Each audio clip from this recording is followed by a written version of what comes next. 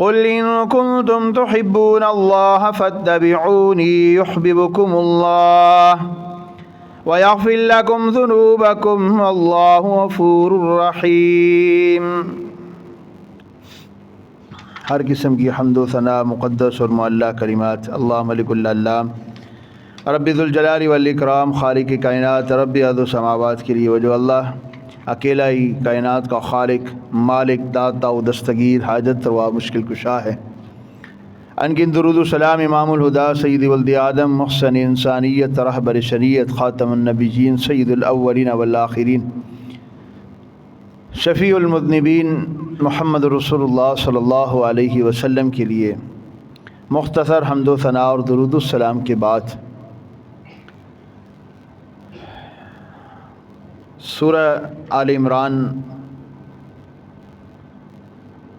اللہ رب العالمین ارشاد فرماتی ہیں پیارے پیغمبر صلی اللہ علیہ وسلم، قل کہہ دیجیے، ان کنتم تحبون اللہ، اگر تم چاہتے ہو کہ اللہ رب العالمین تم سے محبت کریں، فاتبعونی، تو تم سارے کے سارے میری پیروی کرو، یحببکم اللہ، اللہ رب العالمین تم سے محبت کرے گا، وَيَغْفِرْ لَكُمْ، اور اللہ رب العالمین تمہارے گناہوں کو بھی معاف کر دے گا، وَاللَّهُ غَفُورٌ الرحیم، اور اللہ تعالی بخشنے والا، رحم کرنے والا ہے۔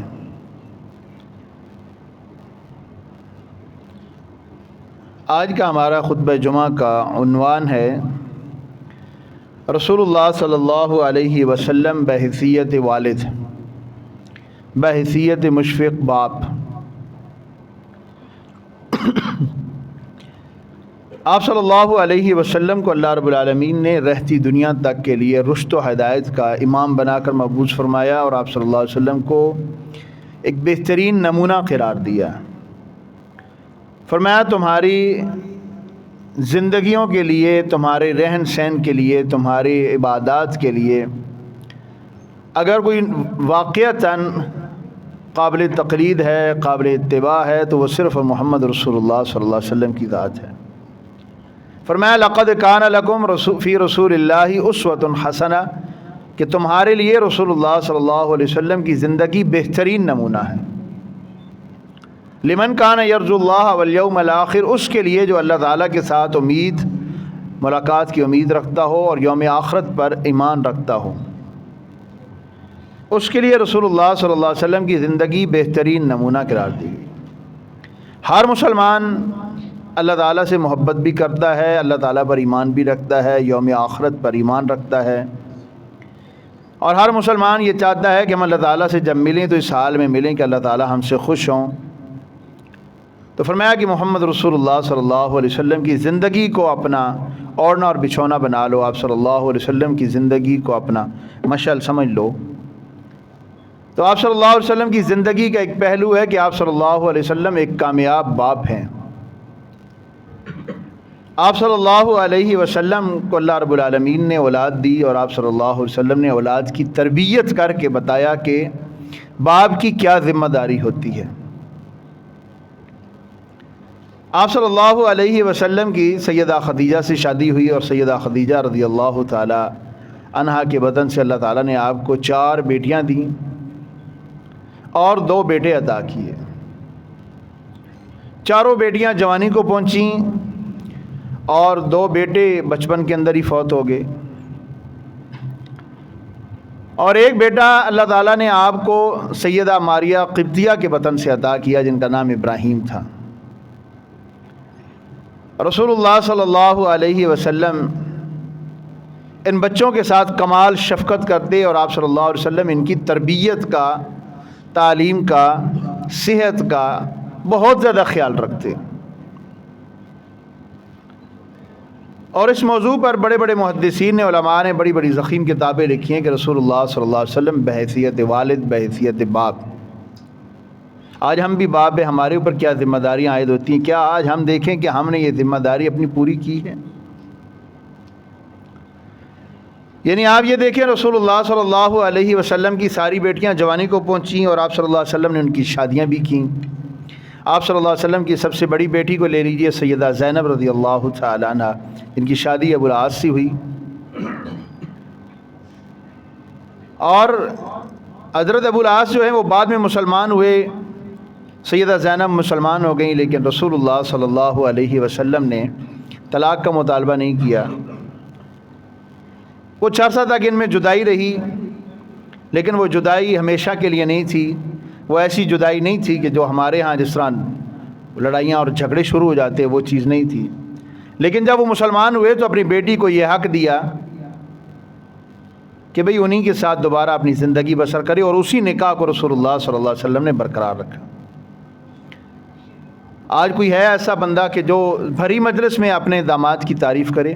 یہ رسول اللہ صلی اللہ علیہ وسلم کہ جنہوں نے رسول اللہ صلی اللہ علیہ وسلم نے بھری مجلس میں ابو العاص کی تعریف کی، اور آپ صلی اللہ علیہ وسلم نے فرمایا اللہ تعالیٰ ہر باپ کو ابو العاص جیسا داماد دے کہ جس نے مجھے کبھی تنگ نہیں کیا، کبھی مجھے پریشان نہیں کیا، میری بیٹی کا ہمیشہ خیال رکھا۔ اور جب یہ فوت ہوئیں، ان کو غسل دیا گیا، آپ صلی اللہ علیہ وسلم نے ان کے لیے غسل کا اسپیشل طور پہ احکامات جاری کیے کہ بیری کے پتے اور کافور ان کے پانی میں شامل کیا جائے۔ جب ان کو غسل دیا، آپ نے جب غسل سے فارغ ہو جانا مجھے بتانا۔ اب کس قدر غم ہے رسول اللہ صلی اللہ علیہ وسلم پر، اس کے باوجود آپ صلی اللہ علیہ وسلم پوری تعلیم کر رہے ہیں، تربیت دے رہے ہیں۔ فرمایا جب غسل سے فارغ ہو جاؤ تو پھر مجھے اطلاع کرنا۔ جب غسل سے فارغ ہوئے، کفن دینے کی باری آئی، آپ صلی اللہ علیہ وسلم نے اپنا تہہ بند عنایت کیا، فرمایا یہ اس کے اندر، اس کو کفن کے اندر شامل کر دو۔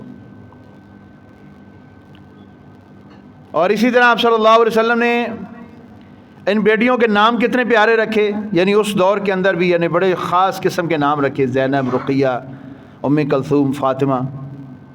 پھر اسی طرح جو دوسری دو بیٹیاں تھیں ان سے جو چھوٹی تھیں، رقیہ اور ام کلثوم، ان کی شادی جب کی تو وہ سبحان اللہ جامع القرآن سیدنا عثمان بن عفان رضی اللہ تعالیٰ عنہ جو کہ حیا کے پیکر ہیں، ان کے ساتھ شادی کی۔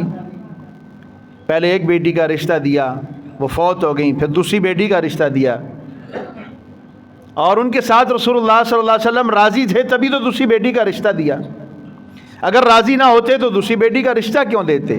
جب دوسری بیٹی بھی فوت ہوگی تو رسول اللہ صلی اللہ علیہ وسلم فرمایا عثمان اگر میری 40 بیٹیاں بھی ہوتی تو میں ایک کے بعد یک دیگر تیرے نکاح میں دے دیتا۔ اور اس وجہ سے حضرت عثمان کو ذو النورین کہا جاتا ہے۔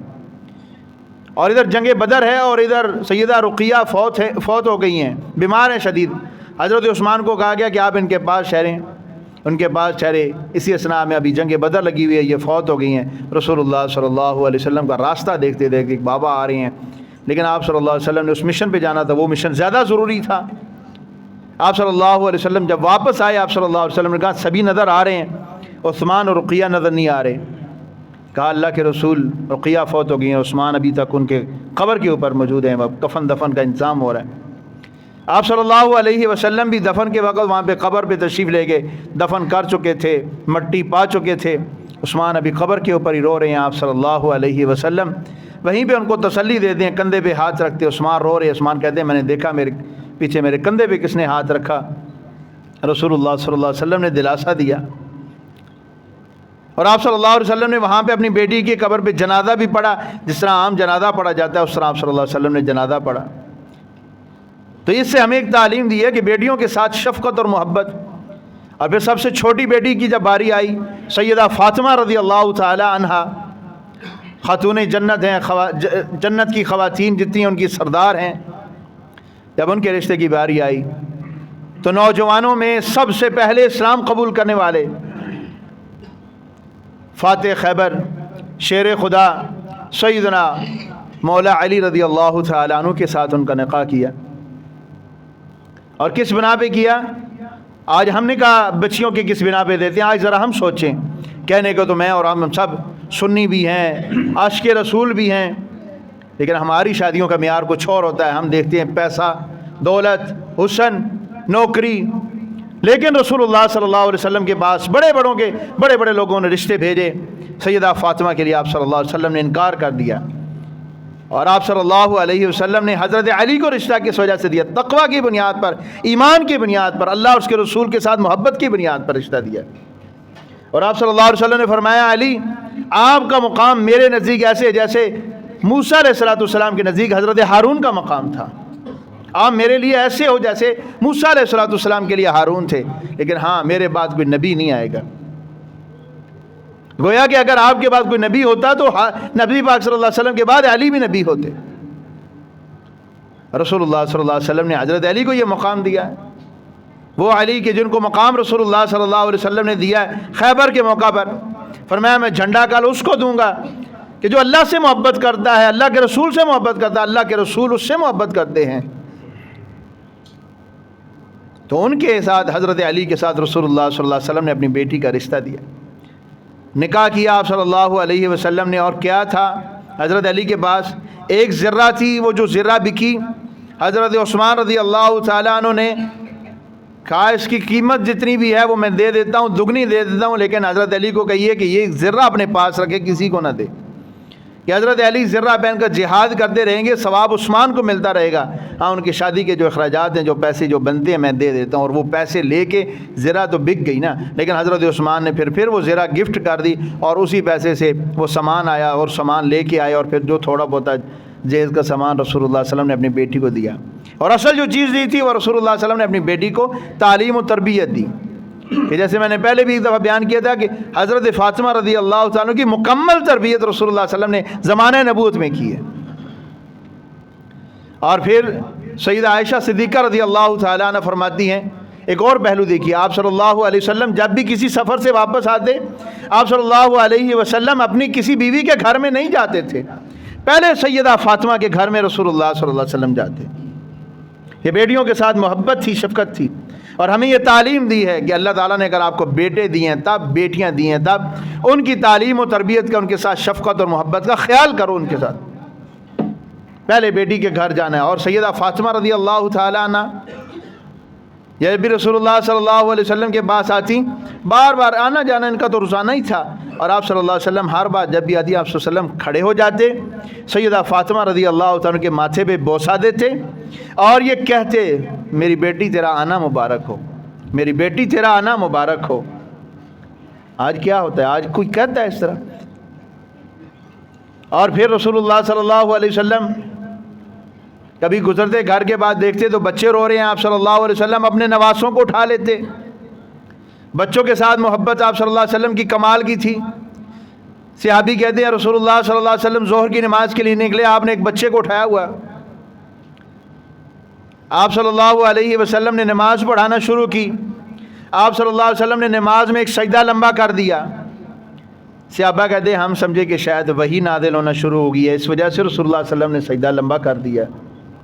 کہتے جب سلام پھیرا آپ صلی اللہ علیہ وسلم نے فرمایا کہ بچوں کی محبت بھی کمال کی ہوتی ہے. میں جب سجدے میں گیا، یہ میرا بیٹا میرے کندھے پہ سوار ہو گیا، میری کمر پہ سوار ہو گیا. میں نے کہا چلو اس کو اپنا دل خوش کرنے دو، کوئی مسئلہ نہیں. آپ صلی اللہ علیہ وسلم نے سیدنا حسن رضی اللہ تعالیٰ عنہ کے لیے سجدہ لمبا کر دیا.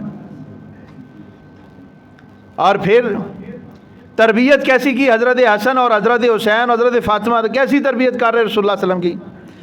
سیدہ فاطمہ رضی اللہ تعالیٰ عنہ، آج ہم اپنے بچوں کی خوشی کے لیے نہ حلال دیکھتے ہیں نہ حرام دیکھتے ہیں. کسی پہ ظلم بھی کرنا پڑے تو کرنے سے باز نہیں آتے، اور یہاں پہ بڑے بڑے متقی لوگ رگڑے جاتے ہیں. اللہ تعالیٰ ہمیں ہدایت نصیب فرمائے. سیدہ فاطمہ رسول اللہ صلی اللہ علیہ وسلم کے پاس ایک عرض لے کے آئیں. آپ صلی اللہ علیہ وسلم گھر میں نہیں ہیں، سیدہ عائشہ صدیقہ موجود ہے. کہاں بیٹی کیسا آنا ہوا، مبارک ہو آپ کا آنا. کہا میں اس وجہ سے آئی ہوں کہ چکی چلا چلا کے میرے ہاتھوں پہ چھالے پڑ گئے ہیں، مجھے کو غلام عنایت کر دیجیے. کہا ٹھیک ہے، ابھی میں رسول اللہ صلی اللہ علیہ وسلم آتے میں آپ کا پیغام پہنچا دوں گی. آپ صلی اللہ علیہ وسلم جو گھر میں تشریف لائے، آپ صلی اللہ علیہ وسلم کو بتایا گیا کہ فاطمہ اس وجہ سے آئی تھی اور یہ آپ کو کہہ کے گئی ہیں، ان کی درخواست ہے، ان کی ایک ریکویسٹ ہے. آپ صلی اللہ علیہ وسلم عشاء کی نماز کے بعد اپنی بیٹی کے گھر تشریف لے گئے. حضرت علی رضی اللہ تعالی عنہ کہتے ہیں کہ ابھی ہم آرام کرنے کے لیے اپنے کمرے میں، ابھی ہم بستر سیدھے ہی کر رہے تھے کہ آواز آئی، اجازت طلب کی رسول اللہ صلی اللہ علیہ وسلم. ہم نے کہا اللہ کے رسول آ جائیے.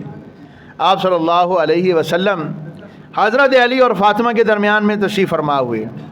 آپ صلی اللہ علیہ وسلم نے بہت ساری نصیحتیں کی، اور وہاں پہ ایک نصیحت کی کہ بیٹا اس وقت تو میرے پاس کوئی خادم نہیں ہے، لیکن میں تمہیں ایک بہترین وظیفہ بتاتا ہوں کہ بیٹا جب بستر پہ آؤ، سیدنا علی روایت کرتے ہیں کہ آپ صلی اللہ علیہ وسلم نے بیٹا جب بستر پہ آؤ سبحان اللہ الحمدللہ اللہ اکبر یہ پڑھ لیا کرو، غلاموں سے بہتر ہے۔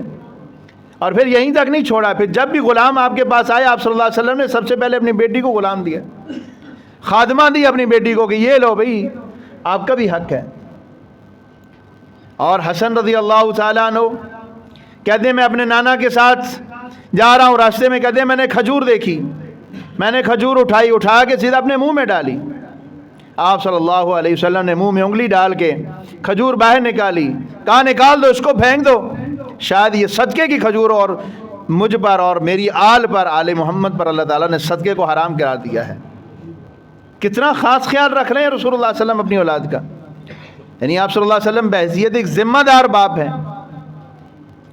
اور آپ صلی اللہ علیہ وسلم نے فرمایا لوگو میں بھی تم لوگوں کے لیے بمنزلت باپ، میں تمہارے لیے تمہارے باپ کی جگہ پہ ہوں۔ ہاں یہ تو علیحدہ بات ہے کہ قرآن یہ کہتا رہے گا قیامت تک، قرآن میں موجود ہے کہ تم مردوں میں سے رسول اللہ صلی اللہ علیہ وسلم کسی مرد کے حقیقی باپ نہیں ہے، یعنی تمہارا نسبی تعلق رسول اللہ صلی اللہ علیہ وسلم سے مردوں کا نہیں ہے، لیکن آپ کا مقام اور مرتبہ وہ ہے جو باپ کا باپ سے بھی اوپر ہے۔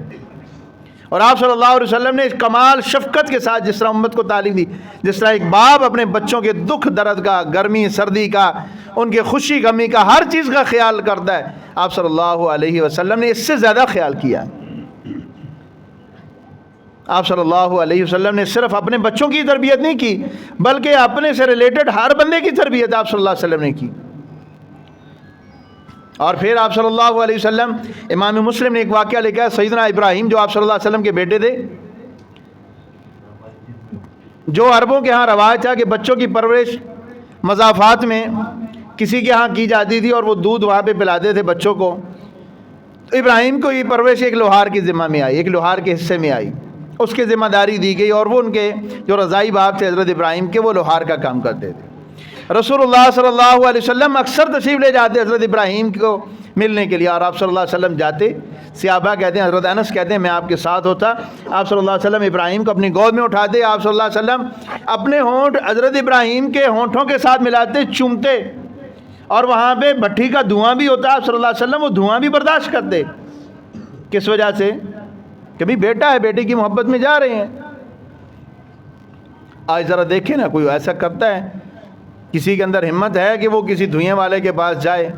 آج آپ کا وزیر اعظم نکلتا ہے، آپ کا پرائم منسٹر اور آپ کا چیف منسٹر، آپ کے صدر صاحب نکلتے ہیں، جی مارکیٹ کا ذرا دورہ کرنا ہے، اور پہلے مارکیٹ ہی بند کروا دی جاتی ہے، پولیس افسروں کو بٹھا دیا جاتا ہے عارضی طور پہ، بس ان کے اپنے بندے ہی ساتھ بیٹھے ہوئے ہیں۔ رسول اللہ صلی اللہ علیہ وسلم بغیر کسی پروٹوکول کے آپ صلی اللہ علیہ وسلم جا رہے ہیں عوام میں۔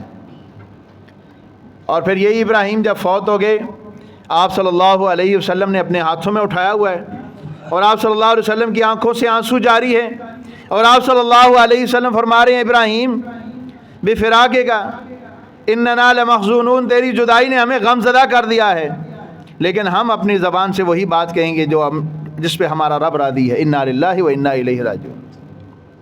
صحابہ نے کہا اللہ کے رسول آپ بھی روتے ہیں؟ فرمایا ہاں، دل کا اور آنکھ کا رونا تو یہ تو اللہ کی طرف سے ہے۔